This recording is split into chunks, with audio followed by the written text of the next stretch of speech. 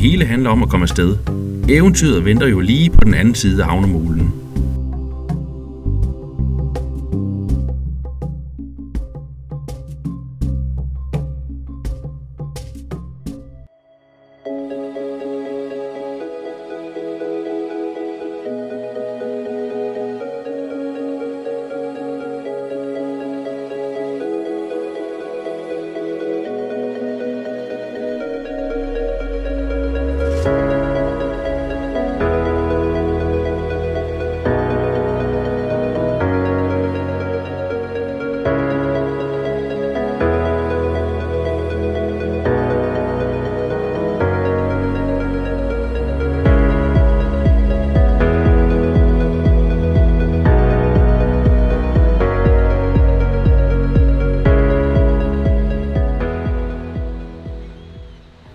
Det er blevet dårligt vejr her på Bornholm.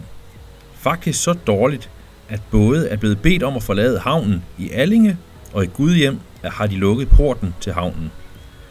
Vi ligger heldigvis trygt og sikkert her i Svaneke, og nu skal vi bare slappe af de næste par dage, indtil vejret igen bliver godt.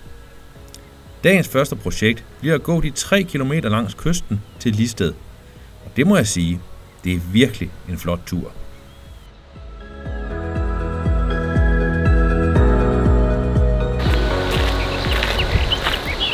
Det jeg godt kan lide ved den danske natur, når det er virkelig oppe i sommerhalvåret, det er simpelthen, at så må natur kommer med forskellige ting, og lige nu der er det altså kirsebærsæson. Så jeg tog mig lige en håndfuld, så nu går jeg og nyder det, mens vi går mod Listed.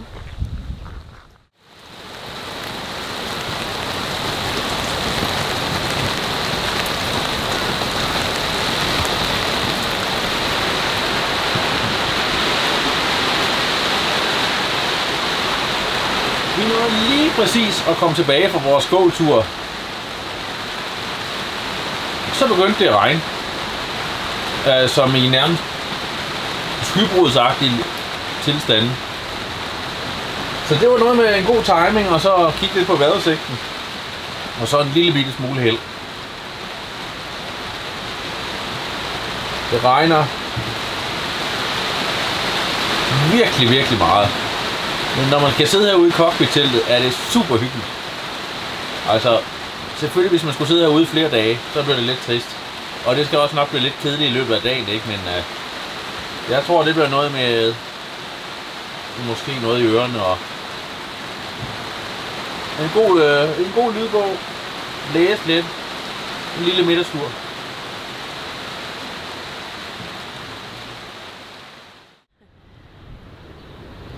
Det er anden dagen, vi har blæst inden. I går der gik vi jo fra Svaneke og så op af kysten i retning mod Gudhjem. Noget helt ud til Listed havn. I dag har vi valgt at gå den modsatte side, det vil sige, nu går vi via østkysten og går sydpå ned til noget, der hedder Årsdal. Så er vi ankommet til Årsdal og har opdaget, at der er sådan en gammel mølle, der står og kører derhenne. Jeg tror, jeg har før set møller, men jeg har faktisk aldrig set en, der kører. Så nu har vi ligesom et mål. Nu vil vi hen og se hvordan det ser ud.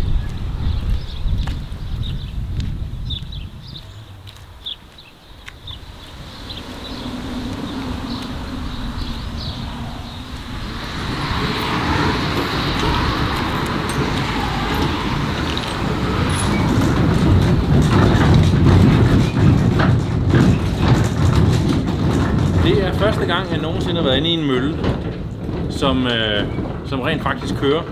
Jeg har før været inde i de her, vindmøller. Men det har altid været nogle, som er nedlagte, hvor man kan se, hvor det så ud i gamle dage. Men den her, den fortsætter faktisk med at køre. Grunden til, at de skriver, at den fortsætter med at køre, det er, fordi de siger, at hvis den ikke kører, så går den i stykker. Og så forgår tingene. Jeg tror, det der fascinerer mig ved de her møller, det er, hvor mange kræfter der er i vinden. Man kan mærke, det hele det står og ryster. Og der er virkelig mange kræfter. Du skal ikke sætte en arm i klemme her, fordi så bliver det bare hævet af. Det man også kan mærke, det er, at når der kommer de her vindpust, så kører det hele lidt hurtigere. Så det er ikke bare det samme tempo hele tiden. Det varierer. med vind. Og så er det jo bare et fantastisk stykke mekanik. Det er i hvert fald, jeg kan godt lide at være her. Jeg synes, det er hyggeligt.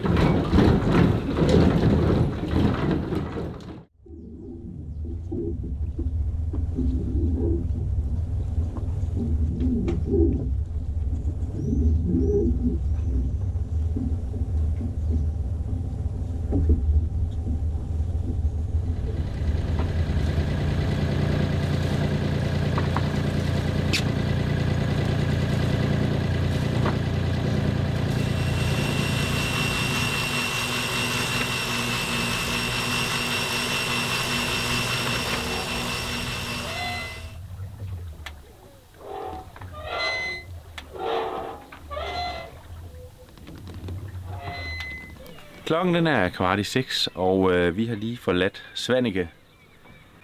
Og vi er på vej mod Christiansø. Vi er taget rigtig tidligt afsted, og det er vi fordi, at så vil der være en lille bitte smule vind til at komme derud på, men også så vi kan jo nå at opleve øen som meget som muligt derude. Der er jo en berømt sang, der hedder noget med Bornholm, en dejlig ferieø. Og Bornholm, det er virkelig. Og Bornholm, det er vitterligt en dejlig ferieø.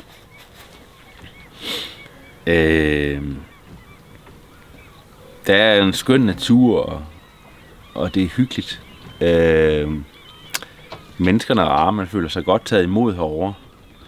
Og der er den her ferieø, eller feriestemning herovre. Så det er en dejlig ferieø. Det er også et men. Og det eneste men, det er superturistet herovre. Turisme er en kæmpe industri herovre på Bornholm, og det kan man godt mærke. Altså, det er her, de henter pengene hjem, og der er virkelig mange fristelser. Jeg vil sige, at feriere på Bornholm, ja, du betaler selvfølgelig havnepenge, og du kunne i teorien også bare ignorere alting, ikke? Men du bliver fristet ret meget, og derfor kommer man nemt til at bruge mange penge. Det er nemt at kigge på de her fine restauranter, der ligger rundt omkring, og så tage ud og spise. Det er også nemt at købe alt det her, forskellige ting, altså fine ting, man kan købe herovre på Bornholm. Så man kommer nemt til at bruge mange penge herovre. Så det skal man lige have med i regnskabet.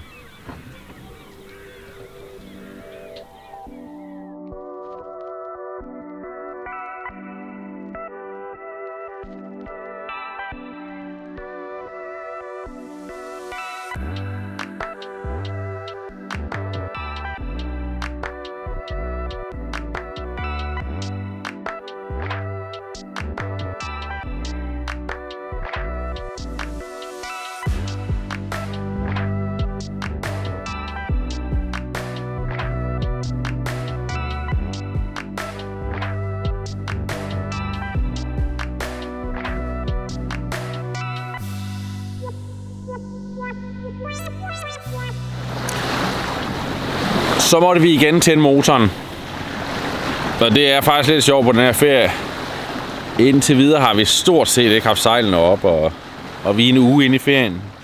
Det tror jeg ikke, vi har prøvet før, men det er simpelthen fordi vejret det er så godt.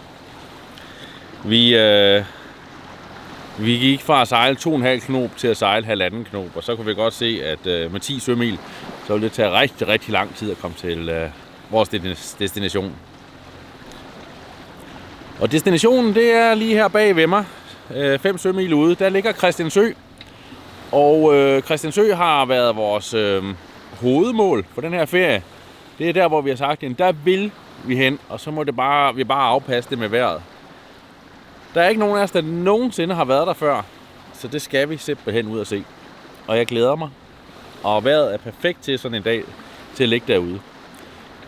Planen er, at vi ligger derude et døgn, og så sejler vi videre mod Sverige. Og så må vi se. Det skal nok blive godt. Og Sasha, du sidder og studerer. Ja, der er udgivet sådan en folder her, som hedder Søfæstning Christiansø, og der står faktisk rigtig meget historisk nutid og alt muligt andet om selve ærteholmene. Der står også alt forklaring derude, så Der står også, at man skal faktisk læse, når man sejler på færgen ud. Men da vi ikke har taget færgen, så har jeg taget folderen, og så er jeg i gang med at læse det. Og den er altså... Det er Danmarks historie.